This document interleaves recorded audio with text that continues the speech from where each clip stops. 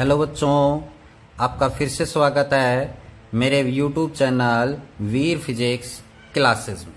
हम बात कर रहे हैं यूनिट नंबर 3 बी चैप्टर, जो कि टॉपिक है इसमें आज बैंकिंग ऑफ रोड।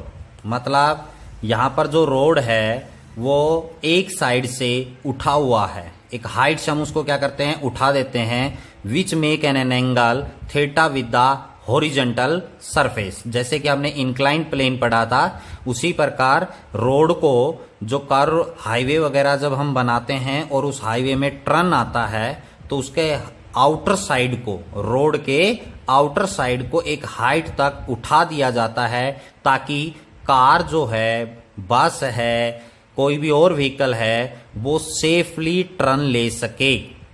क्या ले सके? सेफली टर्न ले सके।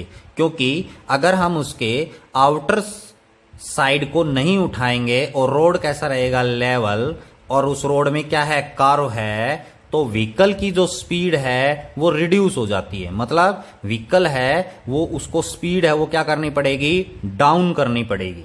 क्लियर? क्योंकि जो लेवल रोड है और वो कर्व होता है तो उसमें व्हीकल की जो स्पीड है वो स्लो होती है as comparison to banking of road. इसलिए कोई भी रोड है हाईवे वगैरह पर जिसपे हाई स्पीड से व्हीकल हैं वो चलते हैं, तो उसका आउटर जो सरफेस है उसको उठा दिया जाता है एक हाइट से ताकि सेफली टर्न ले सके। क्लियर? उसे हम बैंकिंग ऑफ रोड कहा जाता है। अब बेटा जो बैंकिंग ऑफ रोड है इसमें हम बात करेंगे कि व्हीकल जो है उसकी क्या स्पीड हो, कितनी स्पीड से वो क्या करे, टर्न करे, ताकि वो सेफली टर्न कर सके, किसी प्रकार का कोई भी एक्सीडेंट वो ना हो। क्लियर? तो उसके लिए आपको पता है कि जब रोड पर व्हीकल चलता है तो उसके टायर और रोड के बीच में एक फ्रिक्शनल फोर्स काम करता है। क्या काम करता है? Frictional force. क्लियर? और जब व्हीकल को हम टर्न करते हैं तो उसके टायर जो हैं, जब हम उनको टर्न करते हैं तो जो टायर हैं, व्हील्स जिनको हम बोलते हैं, उनकी टेंडेंसी होती है टू गो स्ट्रेट। जैसे हम मोड़ना चाहते हैं लेकिन टायर कैसे जाना चाहेगा? स्ट्रेट। क्लियर? तो वहां पर जो टायर का फ्रिक्शनल फोर्स होता है विद रिस्पेक्ट टू रोड, वो उस टेंडेंसी के यानी अपोज करता है। किसका का अपोज करता है? व्हील की टेंडेंसी। जो कि व्हील की टेंडेंसी क्या है? स्ट्रेट जाने की। तो उसको क्या करता है? अपोज। मतलब व्हील को फ्रिक्शनल फोर्स है वो अगर हम टर्न कर रहे हैं तो वो टर्न ही रहने देता है। और वो जो सेंट्रिपिटल फोर्स, जो फ्रिक्शनल फोर्स है वही एक प्रोवाइड करता है। किसको प्रोवाइड करता है? Centripetal force. क्योंकि आपको पता है कोई भी बॉडी है वो सर्कुलर पाथ में टर्न करती है तो सेंट्रिपिटल बहुत जरूरी है। सेंट्रिपिटल फोर्स है उसकी बहुत आवश्यकता होती है, उसके बगैर बॉडी है वो टर्न नहीं कर सकती। क्लियर? तो यहां पर हम बैंकिंग ऑफ रोड की बात कर रहे हैं, तो आइए शुरुआत करते हैं इसकी वेलोसिटी निकालने के लिए। तो जैसे यहां पर ये रोड है, ये बेंड हो रहा है, ये रोड है, क्या हो रहा है? बेंड हो रहा है। ये इसका हॉरिजॉन्टल सरफेस है। कैसा है? हॉरिजॉन्टल सरफेस है, बिल्कुल। तो जो बैंकिंग ऑफ रोड है वो क्या होगा? जैसे ये सरफेस है, ये साइड कैसी है? इनर साइड है। कैसी साइड है? इनर। और ये जो साइड है वो कैसी साइड है बेटा? आउटर साइड है। कैसी साइड है? आउटर साइड है। तो इस आउटर साइड को एक हाइट से क्या कर दिया? उठा दिया गया। मतलब इनर साइड से नहीं उठाया, इसको आउटर साइड से एक हाइट से उठा दिया। ये हाइट है। क्लियर? इस हाइट से इस आउट सरफेस को, इस रोड को क्या कर दिया? उठा दिया गया एक हाइट से। तो ये नहीं, मतलब ये क्या है? Outer surface. ये कैसा है? आउटर। और ये क्या है? इनर। क्लियर? अब इसके ऊपर कोई भी कार है, बस है, वो है कार या बस। तो अभी मैंने आपको बताया कि जब कोई भी व्हीकल है वो टर्न करता है तो उसके व्हील की टेंडेंसी होती है टू गो स्ट्रेट, लेकिन फ्रिक्शनल फोर्स है उसको स्ट्रेट जाने से रोकता है। तो जो फ्रिक्शनल जो फोर्स है उसको आउटर जाने से रोकता है, मतलब सर्कल में घुमाए रखता है। और वही फ्रिक्शनल जो फोर्स है वो प्रोवाइड करता है सेंट्रिपिटल फोर्स को। तो इसलिए जो फ्रिक्शनल फोर्स होता है that act toward the centre. किसकी तरफ काम करता है फ्रिक्शनल फोर्स? सेंटर जो है उसकी तरफ काम करता है। क्लियर? तो यहां पर आपके पास ये जो बॉडी है इसका डाउनवर्ड जो फोर्स काम करता है वेट की फॉर्मेशन में वो होता है बेटा mg, और बॉडी के जो परपेंडिकुलर होता है उसे हम R कहते हैं, नॉर्मल रिएक्शन कहा जाता है। क्या कहा जाता है? Normal reaction. क्लियर? तो इस प्रकार हमारे पास जो है फ्रिक्शनल फोर्स आता है और इसी डायरेक्शन में आपको पता है क्या होता है? Centripetal force. तो यहां पर हम हैं वो इस R को रिजोल्व करेंगे टू परपेंडिकुलर कंपोनेंट में। R को भी रिजोल्व करेंगे हम यहां पर, और फ्रिक्शनल फोर्स है इसको भी रिजोल्व करेंगे। तो यहां पर इस डायग्राम को मैं दोबारा से नीचे बनाता हूं ताकि हम इजिली इसके रिजोल्यूशन के बारे में समझ सकें। तो यहां पर ये क्या था बेटा? Horizontal surface. क्या है? Horizontal surface.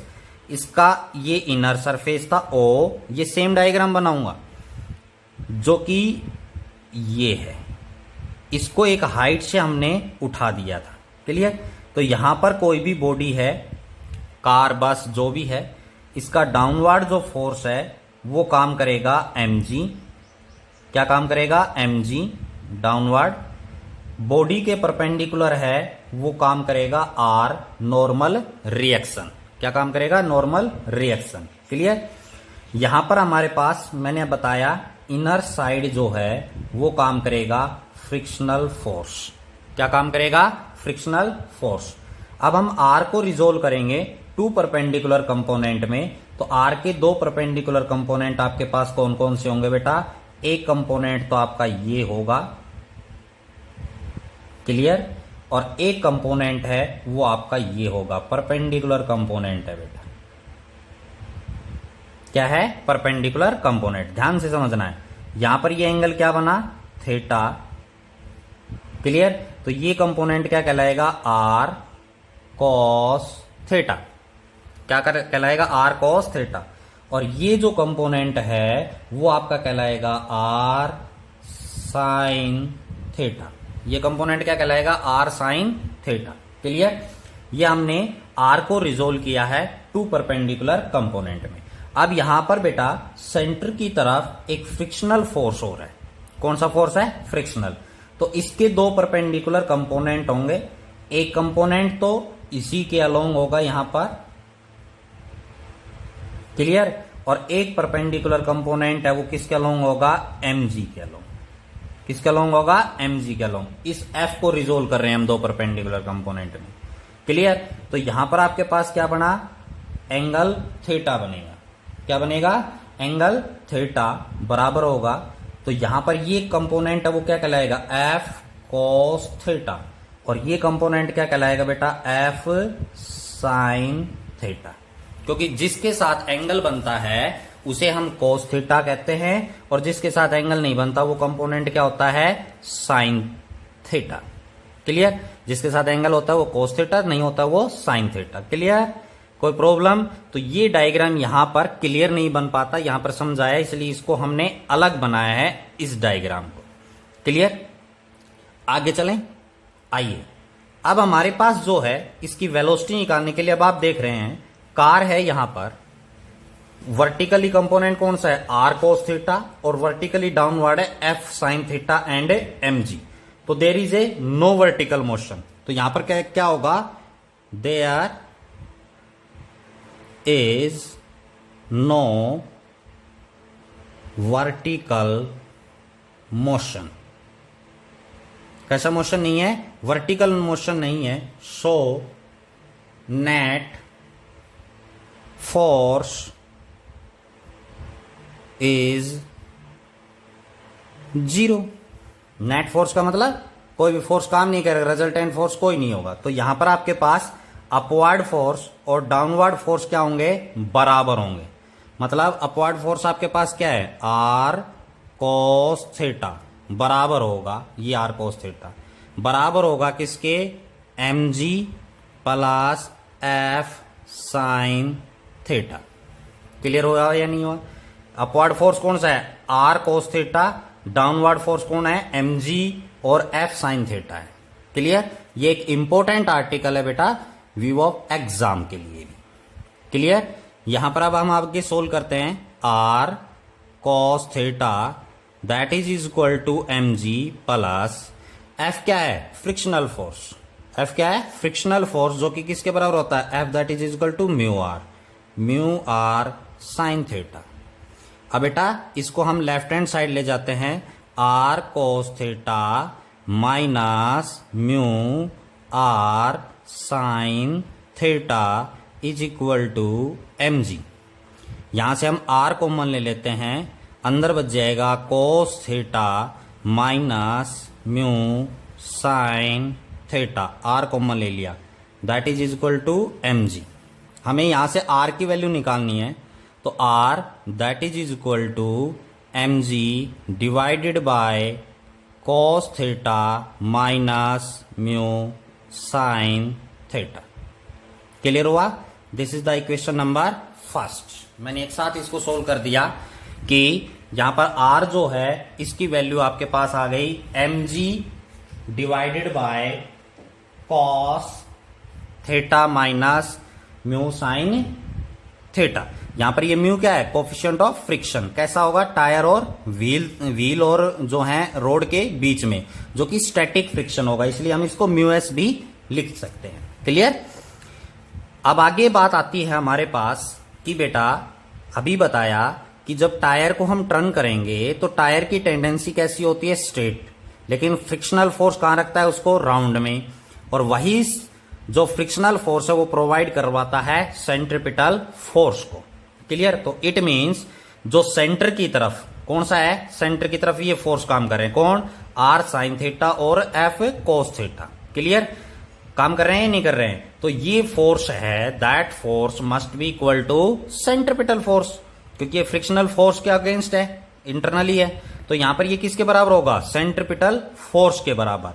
तो यहां पर R sine theta plus F cos theta that is equal to mv square divided by R sine theta. मतलब ये जो फ्रिक्शनल फोर्स है इसका कंपोनेंट है, ये कंपोनेंट, ये कहां काम कर रहे हैं, सेंटर की तरफ। क्लियर। तो यहां पर ये क्या प्रोवाइड होगा, ये किसके बराबर होना चाहिए, सेंट्रिपिटल फोर्स के बराबर। क्लियर।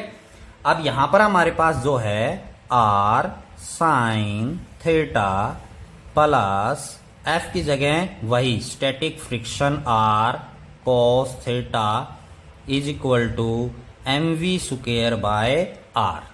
किसके बराबर होगा, mv स्क्वायर बाय आर। अब यहां से बेटा आर कॉमन ले लेते हैं, तो यहां पर अंदर बच जाएगा sine theta plus mu cos theta that is equal to mv square by R. किसके बराबर होगा, mv स्क्वायर बाय आर। अब यहां पर ये जो आर है ना, नॉर्मल रिएक्शन, ये आर कौन है, नॉर्मल रिएक्शन। कभी रेडियस समझो ना, तो ये तो क्या है, रेडियस, m क्या है, मास ऑफ दिस बॉडी। तो इस आर की वैल्यू इक्वेशन नंबर फर्स्ट से हम इसकी पुट कर देंगे। तो यहां पर ये आर की वैल्यू पुट करेंगे तो ये किसके बराबर होगा बेटा, mg into sine theta plus mu cos theta divided bye, ये था, ये कौन है, cos theta minus mu sine theta. ये क्या था, डिवाइड में, ये इसके मल्टीप्लाई में, ये किसके बराबर हो जाएगा, mv square by R, centripetal force के बराबर हो जाएगा। क्लियर।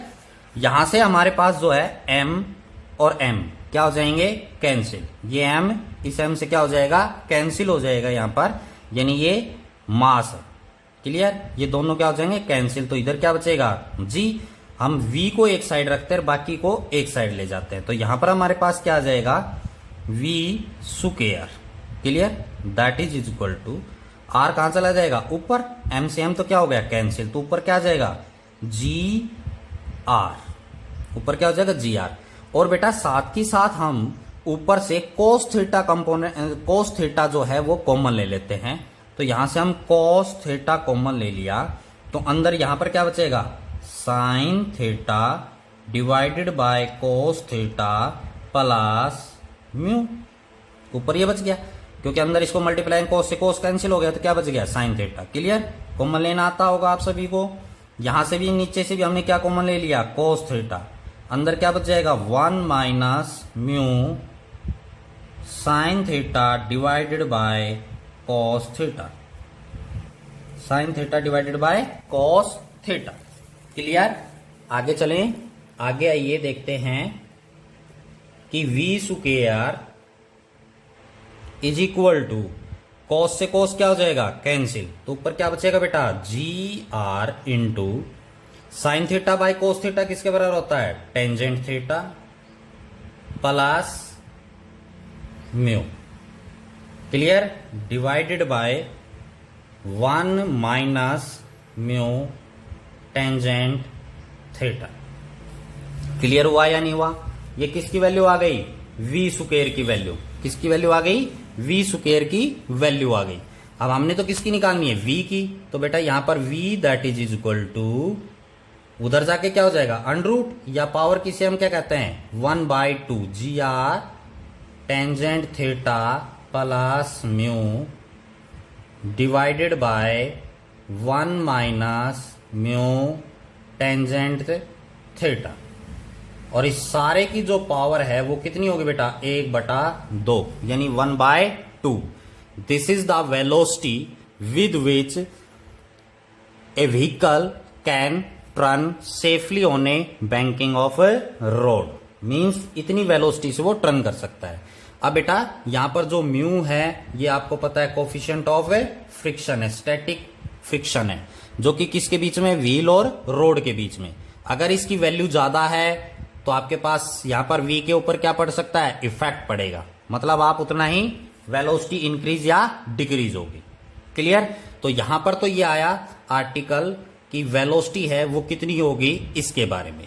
अब एक स्पेशल केस स्टडी कर लेते हैं। क्या कोई कहेगा कि सर अगर फ्रिक्शनल फोर्स है, जैसे कोफिशिएंट ऑफ फ्रिक्शन है वो किसके बराबर हो, 0, यानी जो स्टैटिक फ्रिक्शन है वो किसके बराबर हो, 0, मतलब टायर और इन रोड के बीच में कोई फ्रिक्शनल फोर्स नहीं है, कोफिशिएंट ऑफ फ्रिक्शन नहीं है, 0 है।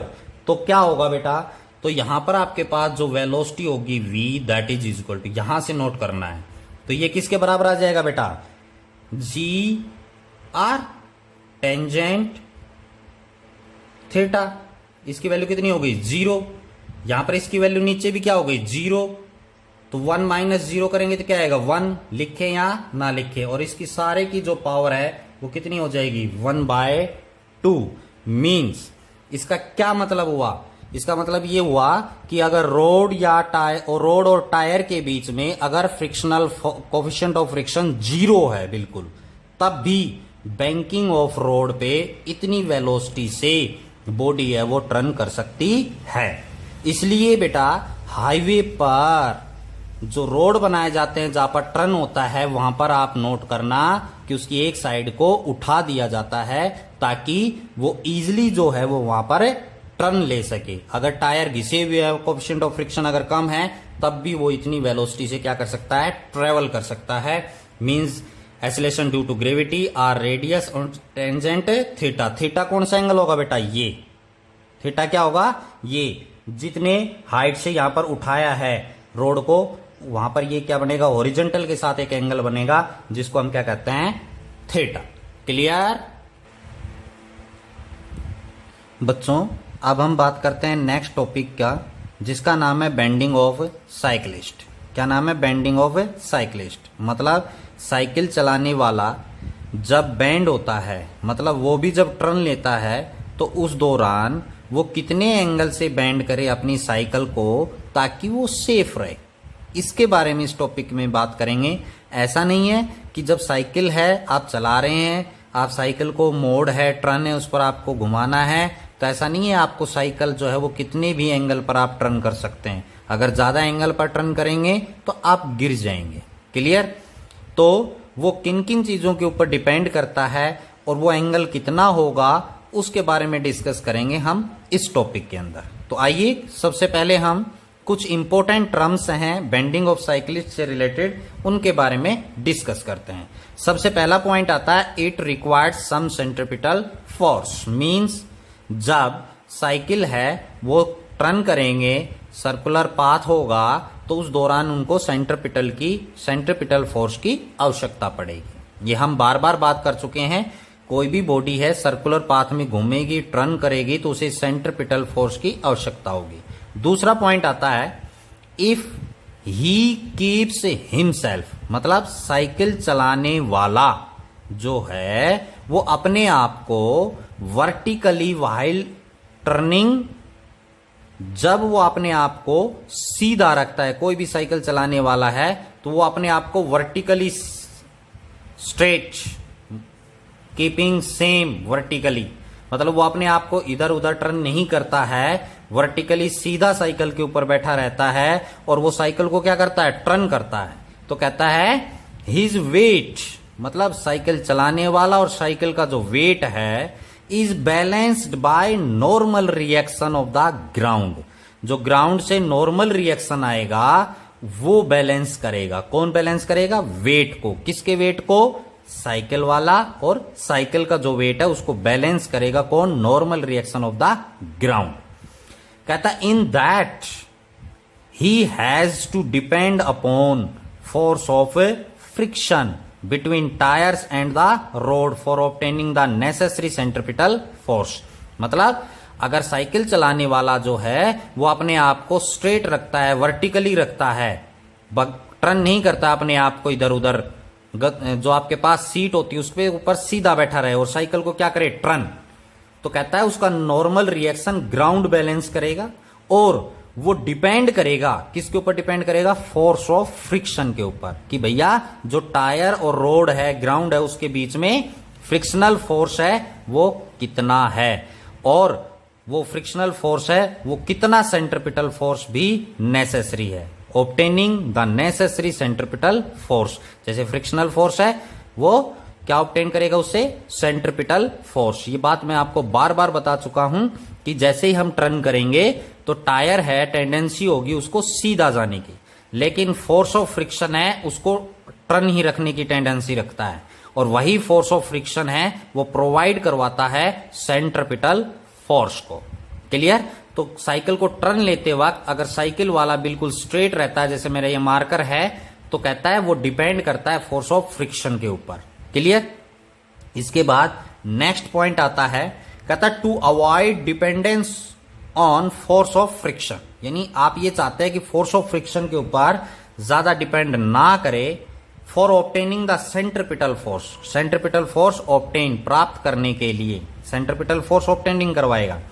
तो कहता the cyclist has bend little inward from the vertical position while turning.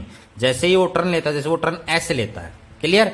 तो जैसे मेरा मार्कर देखना, ये सीधा है, जैसे वो टर्न ले तो वो अपने आप को अंदर की तरफ, लिटिल मतलब थोड़ा सा अंदर की तरफ झुका दे, तो वो सेंट्रिपिटल फोर्स जो है, वो फोर्स ऑफ फ्रिक्शन जो है वो डिपेंडेंट नहीं होंगे। To avoid the dependence on force of friction, force of friction के डिपेंडेंट को हटाने के लिए, अवॉइड करने के लिए उस साइक्लिस्ट को अपने आप को अंदर की तरफ थोड़ा सा बेंड करना पड़ेगा। जैसे मेरा मार्कर देख, हल्का सा लिटिल बेंड करना पड़ेगा। अगर वो बेंड नहीं करेगा तो वो डिपेंड किसके ऊपर हो जाएगा? डिपेंडेंट फोर्स ऑफ फ्रिक्शन के ऊपर, to obtain a necessary centripetal force. तो ये कुछ इंपॉर्टेंट टर्म्स थी, इसलिए साइक्लिस्ट को साइकिल चलाते वक्त अपने आप को लिटिल जो है वो बेंड करना पड़ेगा इनवर्ड। क्लियर? आइए अब बात करते हैं कि कितने एंगल से उसको अपने आप को बेंड करना पड़ेगा ताकि वो सेफली क्या ले सके? टर्न ले सके। तो let us consider, this is the turn, ये क्या है? टर्निंग रोड है, ये हॉरिजॉन्टली है, एक्स एक्सिस जिसको आप बोलते हैं हॉरिजॉन्टली एक्स एक्सिस, ये वर्टिकली है जिसको हम बोलते हैं वाई एक्सिस। क्या बोला जाता है? Y axis. ये इसका ओरिजिन हो गया। तो यहां पर जो है सेंटर है, यहां पर एक साइक्लिस्ट है। क्या है? साइक्लिस्ट। ये उस साइकिल का क्या है बेटा? टायर। क्या है? टायर। यहां से आपको पता है ये इसका स्टेयरिंग होता है। क्या आता है? स्टेयरिंग। क्लियर? अब इसने एक एंगल से बेंड किया, वो एंगल, बेंडिंग एंगल कौन सा है? थीटा। बेंडिंग एंगल क्या है? थीटा। और रोड का जो अलोंग है ग्राउंड के, वो नॉर्मल रिएक्शन इसके अलोंग होगा। जो मैंने आपको बात की कि his weight is balanced by normal reaction of the ground. जैसे ग्राउंड से नॉर्मल रिएक्शन क्या होगा, वर्टिकली, यानी sorry perpendicular to the body. Clear. तो यहां पर जो इसका सेंटर होगा, ये सेंटर, यहां से डाउनवर्ड इसका वेट काम करेगा mg। डाउनवर्ड वेट क्या काम करेगा, mg काम करेगा बेटा। क्लियर। इसके बाद यहां पर r जो है नॉर्मल रिएक्शन, इसको हम रिजोल्व करेंगे टू परपेंडिकुलर कंपोनेंट में। एक कंपोनेंट आपका इसका ये होगा, एक परपेंडिकुलर कंपोनेंट है वो इसका यहां होगा। क्लियर। कौन है, r। इसको और बढ़ा देता हूं लाइन को। क्लियर। ये क्या होगा, यहां पर लिख देता हूं इसके r नॉर्मल रिएक्शन। क्लियर। तो यहां पर ये वर्टिकल के साथ एक एंगल बनाएगा थीटा। ये थीटा यहां पर भी बनेगा वर्टिकल, यहां भी थीटा होगा। तो जिसके साथ थीटा है, r को रिजोल्व किया टू परपेंडिकुलर कंपोनेंट में, तो यहां पर r cos थीटा। ये कंपोनेंट है वो क्या आएगा, r sin theta. r sin theta. तो बेटा यहां पर वही बात आती है क्या, कि इफ, यहां से शुरू करते हैं हम इसको, यहां पर क्या होगा, द यहां पर लिखें आप, there is no vertical motion. There is no vertical motion, so net force is 0। Vertical motion नहीं है, साइकिल वर्टिकली ऊपर नहीं जाएगी ना ही नीचे आएगी, तो वर्टिकल नेट वर्टिकल मोशन किसके बराबर हो गया, 0 के। तो इसका मतलब क्या होगा बेटा, r cos theta that is equal to mg। अगर नेट फोर्स नहीं है तो दोनों क्या होंगे, बराबर, r cos theta that is equal to mg के बराबर होंगे। This is the equation number first. अब इसी प्रकार आपको बताया, जब साइकिल है वो टर्न करेगी एक एंगल थीटा से, तो क्या होगा, सर्कुलर पाथ में जाएगी, तो सेंट्रिपिटल फोर्स है वो आएगा। तो सेंट्रिपिटल फोर्स है, तो आप देख रहे हैं सेंटर की तरफ कौन सा कंपोनेंट है, r sin theta. This component r sin theta, this component is equal to centripetal force. किसके बराबर होगा, सेंट्रिपिटल फोर्स। सेंट्रिपिटल फोर्स किसके बराबर होता है, m v square divided bye r। This is the equation number second. अब क्या करेंगे, dividing equation first and second. First और सेकेंड को क्या करना है, डिवाइड। तो आप क्या करेंगे, r sin theta, second equation of motion है, सॉरी मोशन नहीं है, सेकेंड इक्वेशन है, तो यहां पर divided by r cos theta. Left hand side को लेफ्ट हैंड साइड से डिवाइड करेंगे, तो यहां पर आपके पास क्या आ जाएगा, mv square divided bye right hand side, इसको डिवाइड करेंगे mg से, डिवाइडेड बाय mg। क्लियर। तो बेटा r से r क्या हो गया, cancel, sin theta divided bye cos theta बराबर होता है टेंजेंट थीटा के, m से m कैंसिल हो गया, ऊपर बच गया v स्क्वायर बाय आर जी। कि v वेलोसिटी है, v स्क्वायर, m से m क्या हो गया, cancel, v square by R जी। तो ये क्या आ गया, टेंजेंट थीटा। तो मतलब इतने एंगल से आप डिवाइड करेंगे, टेंजेंट थीटा की वैल्यू आप निकाल सकते हैं। थीटा आप यहां से निकालेंगे तो theta that is equal to tangent inverse v square by R g के बराबर होगा। क्लियर। तो इतने एंगल से हम टर्न करेंगे तो हमारी साइकिल जो है टर्निंग की वो सेफली टर्न कर पाएगी। यहां पर v क्या है, velocity of the cycle, r क्या है, इस सर्कुलर पाथ की रेडियस, g क्या है, एक्सेलरेशन ड्यू टू ग्रेविटी। तो यहां पर अब आप देखिए थर्ड पॉइंट पर ध्यान दीजिए।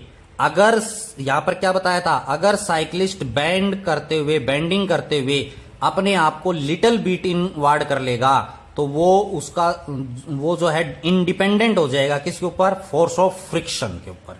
किसके ऊपर इंडिपेंडेंट हो जाएगा, फोर्स ऑफ फ्रिक्शन के ऊपर। तो यहां पर देखिए force of coefficient of friction है या नहीं है, नहीं है।